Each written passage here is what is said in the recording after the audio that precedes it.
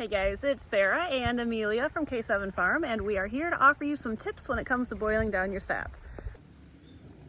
Here is my setup today. Normally I would be running both sides, but I'm actually getting pretty caught up on sap. It was actually pretty warm last night, and it's pretty warm today, so the sap flow has slowed down a little bit.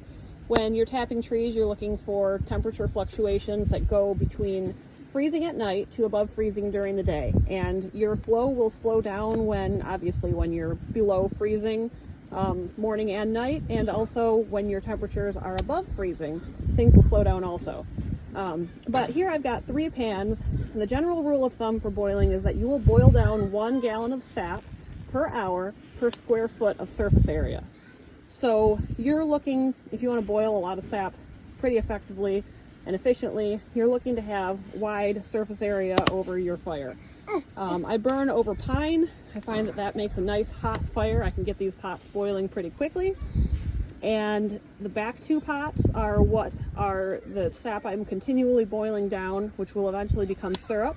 And this front pan is just to warm the sap up. So instead of interrupting the whole boiling process by adding cold sap, I like to heat the sap in this front pan. And sometimes I get that up to a boil before I add it to the back pots. And then as these back pots evaporate, I add more sap before there's any risk of them burning.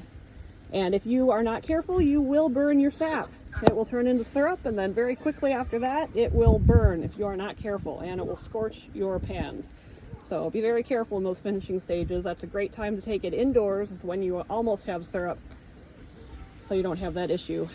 Lord knows I've run into that at least once every season, and I hate it. So hopefully you don't. But there you have it. 1 gallon per hour per square foot of surface area. Put those pans right over the fire, as much surface area as you can get. Warm your sap before you add it to your actively boiling pans. And ideally keep the level of sap in your pans a couple of inches or less, depending on the size and how quickly everything boils down, because that will maintain a boil quicker. And if you are able to add the warm sap or even boiling sap from this first pot into your back pans and maintain the boil, that'll do you even better. Good luck this season.